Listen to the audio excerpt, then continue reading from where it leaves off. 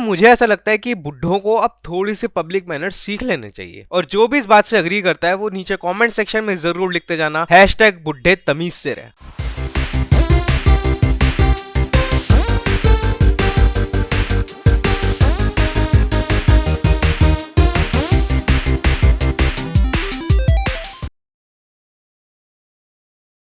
हाँ भाई, यहाँ पिछली वीडियो अच्छी नहीं थी, पता है मुझे, बार बार बोलने की जरूरत नहीं है। एक तो तुम लोगों की वजह से मैंने इतनी गंद मूवीज देखी, उसको अप्रिशिएट करने के बजाय बोल रहे हो मजा नहीं आया। वो ना मजा रहा नहीं। मैं ना सोच ही रहा था कि अगली वीडियो कौन से टॉपिक पे बनाऊं, पर मेरे दिमाग से पीटर पापा जा ही नहीं रहा था। तो मैंने सोचा क्यों ना आज मैं बुजुर्गों की बात करूं। अपनी लाइफ में तुम एक ना एक बार एक ऐसे बुजुर्ग से जरूर मिले होगे जिसको देखकर तुम्हारा बोलने का मन क्या होगा, बड़ी बड़ी बात मत सोच। या फिर कभी ना कभी हो सकता है कि तुम्हारा किसी बुजुर्ग के साथ हाथापाई हुई हो, दो हाथ हुए हो। देखो, मैं यहाँ पे किसी भी बुजुर्ग से हेट करने के लिए नहीं बैठा, और मैं तुम्हें भी ये नहीं बोल रहा हूँ कि तुम्हें जो भी सीनियर सिटीजन दिखे उसको थपेड़ते चलो। नहीं, मैं चाहता हूँ कि मैं एक सेफ इन्वायरमेंट क्रिएट करूँ उन लोगों के लिए जो सोसाइटी के इस वर्ग से बहुत ज्यादा प्रताड़ित हैं और उल्टा जवाब नहीं दे सकते। क्यों? क्योंकि हमारी संस्कृति हमें सिखाती नहीं है ये कि बुजुर्गों को जवाब दो या फिर उनसे बहस करो, उल्टा बोलो, चाहे उनके अच्छे के लिए ही बोल रहे हो। पर हमारा कल्चर उस चीज की इजाजत देता ही नहीं है ना, क्योंकि ये सोसाइटी ही बेकार है, समाज ही चूतिया है, हमें जीने नहीं देता। अगर बड़े बुजुर्ग गाली देते हैं या फिर तुम्हें मारते पीटते भी हैं तो उन्हें तुमसे प्यार है, वो अपना प्यार व्यक्त कर रहे हैं। भाई, मेरे घर के बड़े बुजुर्ग करे तो मेरे को ये बात समझ में आती है कि वो मेरे साथ रहते हैं तो उन्हें मेरे से लगाव भी है। अगर मुझे डांट रहे हैं तो किसी मकसद से शायद डांट रहे होंगे।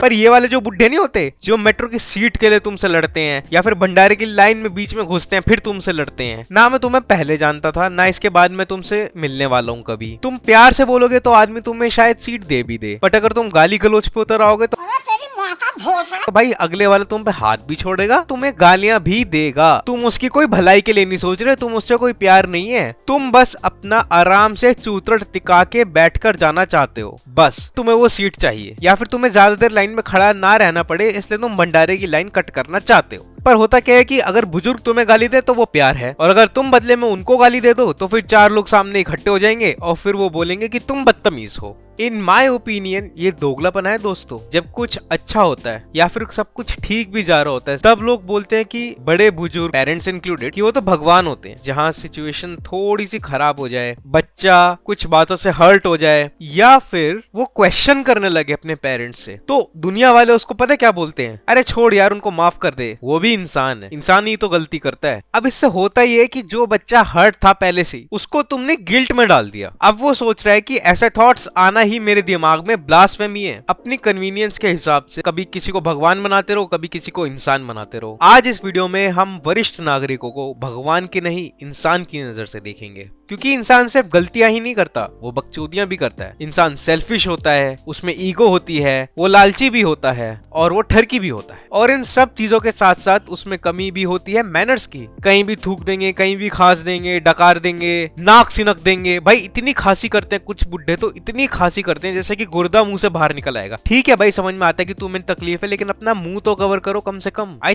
Think manners and etiquettes in senior citizen is like golgappa flavour condom. तमीज और तहजीब बुड्ढों में उतनी ही होती है जितने के पीटर बाबा। None of it exists. अब भाई बना मत देना गोलगप्पा फ्लेवर कॉन्डम, ठीक है भाई। हाँ, कहीं पता लगे कि गोलगप्पा फ्लेवर कॉन्डम बना दिया किसी ने, उसको उबाल के मैगी में डाल दिया। अब ये तो हम सब लोग जानते हैं मैगी की कितनी माच उधर क्या आजकल, कोई भरोसा नहीं है इस दुनिया का। तो आज इस वीडियो में हम दिखाएंगे बेढंगे और विक्टिम स्लैश एज कार्ड खेलने वाले बुजुर्गों को ऊनो रिवर्स। तो अपने पापा को शक की नजर से देखना बंद करो, क्योंकि आज मैं तुम सबको मिलवाऊंगा कुछ ऐसे बुजुर्गों से जो तुम्हारे पापा से भी कई ज्यादा बिगड़े हुए हैं।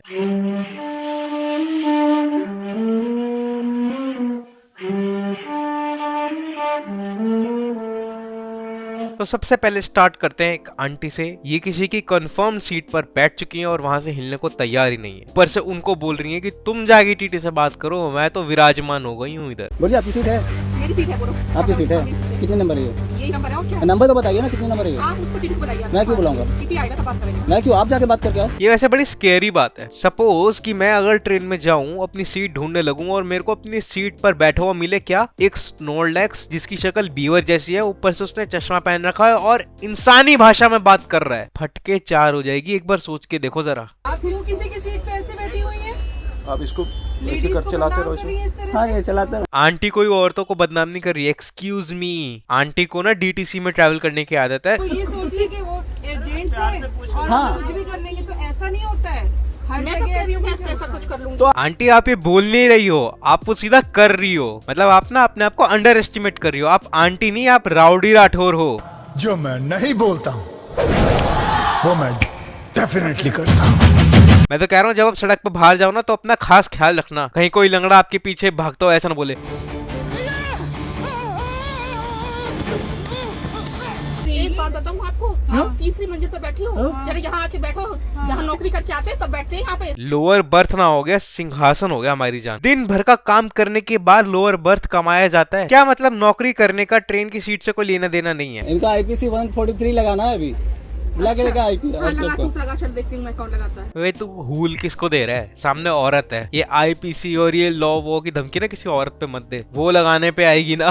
क्या हुआ अगर तेरे पास कंफर्म टिकट है तो? ऐसे तू अरेस्ट नहीं कर सकते किसी को, समझ में आई? मतलब तुम खुद सोचो यहाँ पे आंटी कितने कार्ड खेल सकती है। Victim card, women card, senior citizen card, और आंटी के पास एक स्पेशल कार्ड भी है। तू चुप रह, तू चुप रह, समझी? कैसे बात कर रहे हैं? तो लेडीज से तो और एक आध गाली भी दूंगी ना तो नीचे उतर जाएगी।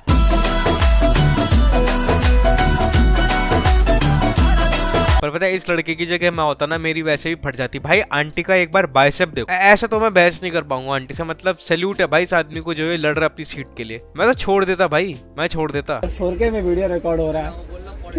वो अलग से MB ले रहा है, जी भी जाएगा ये अब। कर ले, नहीं तू कर ले, जो जो तेरे को अपना मजाक उड़वाना है ना करवा ले। पहले तू एक बारी में वो काम खत्म कर ले, फिर हम बात करेंगे आंटी से। मतलब मैं कर रहा हूँ उनसे बात, नहीं बीच में हम तो 4K वीडियो बने। 4K वीडियो है, तू खुद सोच तू क्या बोल रहा है, तेरे को पता है तू क्या बोल रहा है। यार तुम लोग हमेशा ऐसे लोग बुला के मेरा टेस्ट ऑफ पेशेंस लेते हो। तो एंड में ये हुआ कि ये आंटी हिली ही नहीं सीट से, ठीक है। टीटी ने हकाला आंटी को। ये कस्टमर से मिसबिहेव कर रही है। कोई कस्टमर से मिसबिहेव इसने किया है। इसने मेरी वीडियो बनाई, अभी इसको दे दी कि वीडियो बनाता हूँ, उसे अपडेट कर देता हूँ। ये ऐसी Exactly. बात कर रहा है। कि कुछ भी हो तुम कंफर्म टिकट वालों की सीट पर ऐसे कब्जा नहीं कर सकते।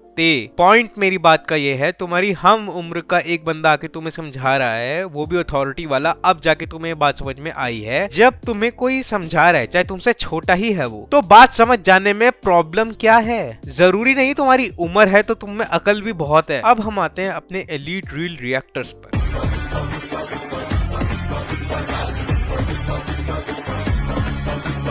मैं मान ही नहीं सकता कि कोई लड़की इस आदमी के अराउंड सेफ फील करे। जो भी लड़की ये वीडियो देख रही है, एक बार जरा सोच के देखो। तुम्हारी मम्मी तुम्हें बोलती है कि जाके पड़ोस से चीनी ले आओ। तुम जाती हो और तुम्हारी पड़ोसन कमला कबाड़न का आवारा मर्द तुम्हें देखकर ऐसे स्माइल करता है, चीनी गई तेल ले निकले, भागो वहां से, जितनी जल्दी हो सके वहां से भागो। इसके बाद हम चलते हैं सीधा ब्रोक लेसनर के देसी महिला वर्जन पर। पहले चुप हो, चुप हो पहले। एक तो मेरे को ये चीज समझ में नहीं आती कि देसी देसी बोलकर गाली बकना, मारपीट करना और ऊंची ऊंची आवाज में बात करने का ये ट्रेंड क्या है? ठीक है, बी प्राउड टू बी देसी, बट इसमें डराने धमकाने वाली बात क्या है?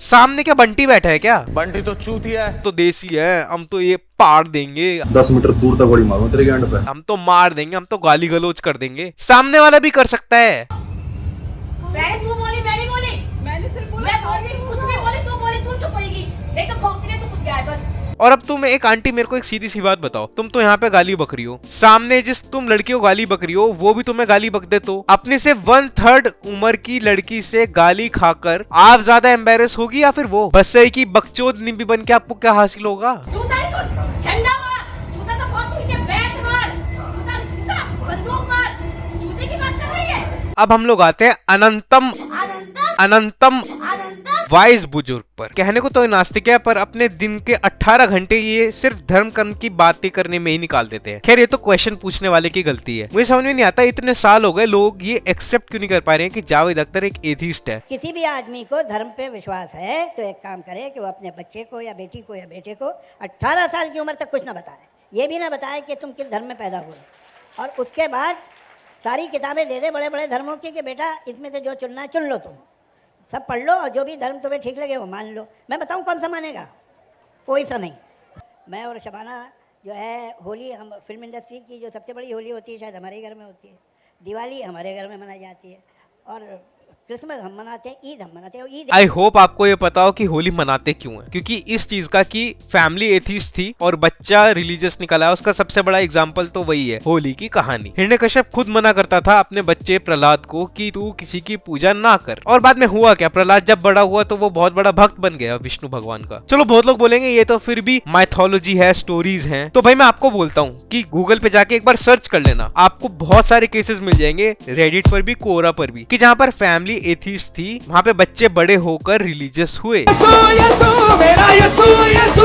तो आप इस बात को नहीं कह सकते कि ऐसा कभी होता ही नहीं है, और ये दोनों तरफ से होता है। कई बार होता है कि रिलीजियस फैमिली होती है, बच्चा एथीस्ट निकल आता है।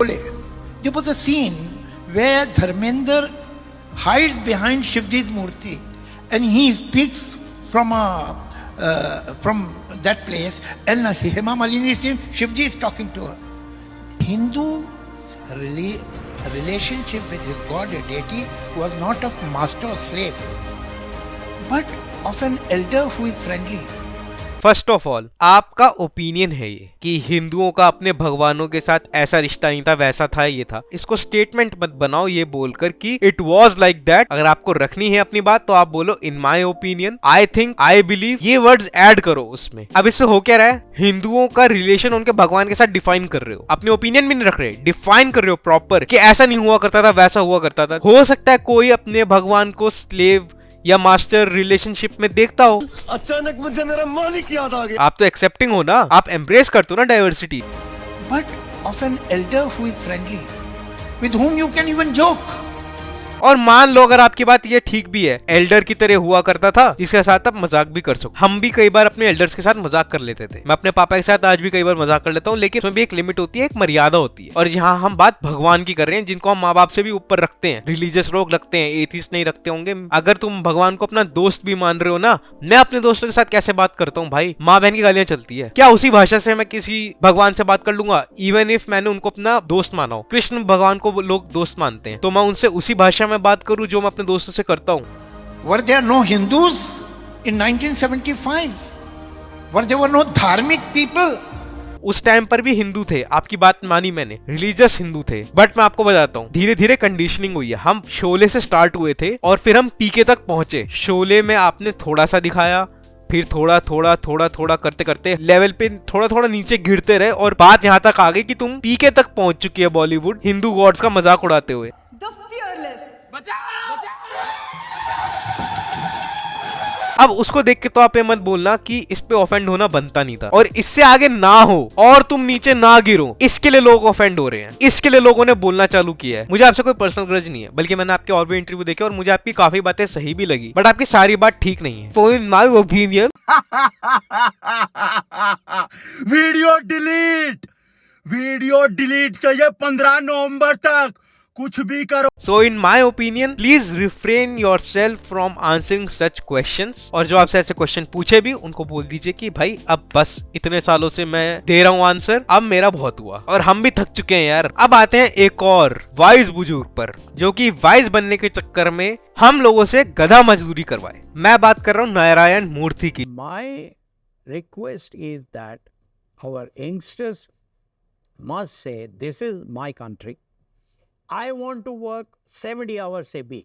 देखो, दो बातें बोलूंगा, शायद आप अनअवेयर हो कि एमएनसी अपने एम्प्लॉयज को कैसे ट्रीट करती है, specially in country like India. हम लोग काम करते हैं, अपनी जो भी शिफ्ट होती है 8 घंटे की, मोस्ट ऑफ द टाइम्स हमें 8 घंटे के बाद भी रुकना पड़ता है। क्रॉस साइट कॉल होती है, क्योंकि बाहर के ब्रांच वाले जो काम करेंगे वो अपने टाइम के हिसाब से काम करेंगे, अपनी कन्वीनियंस के हिसाब से काम करेंगे, उनको हमसे कोई लेना देना नहीं है। हमको वो एज ए एम्प्लॉय ट्रीट भी नहीं करते हैं। उनके दिमाग में हम लोग सिर्फ चीप लेबर हैं, जो हम स्कूल की किताबों में पढ़ते थे ना वर्ड चीप लेबर। जब मैं एज अ वीएफएक्स आर्टिस्ट काम करता था तो हम लोगों को डंडा कर रखा था, रुको डेली बनाओ, ये करो वो करो, ये ऐसा वैसा, ओवर टाइम कर रहे हैं रोज, वो तो आदत सी पड़ गई है। जब क्रॉस साइट पे कॉल हुई तो एक एम्प्लॉय ये बोलकर जा रहे हैं कि मेरे घर में प्लम्बर आया है तो फिर मैं छुट्टी ले रहा हूँ। आप समझ रहे हो, लिटरली वहां पे लोग ऐश ले रहे हैं इस चीज की। और यहाँ पर अगर कोई एम्प्लॉय बोल देता तो उसकी वैसे भी मारी जाती। कहने का मेरा मतलब ये है कि if they are employ of same designation in same company तो इक्वल तरीके से उन्हें ट्रीट भी करना चाहिए। यहाँ अगर मैं यही चीज बोल देता तो मैनेजर आके मेरे को बोलता, अबे तू थोड़ा सा बहन का लोड़ा आ क्या? तो एमएनसी पहले ही हमें खराब ट्रीट कर रही है, आप बोल रहे हो कि और घंटे लगा दो और गांड मारो इनकी। तो भाई एम्प्लॉय क्यों गधा मजदूरी भी करवा लो ना हमसे,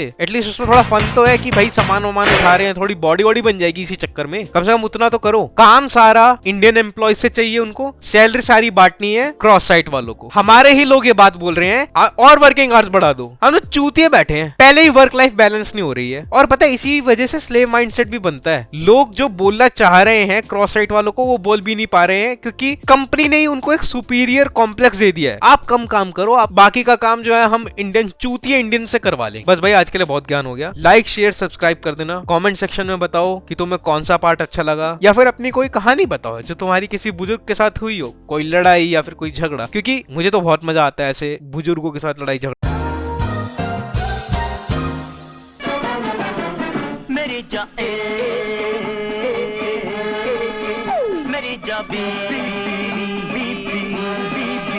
मेरी जा दे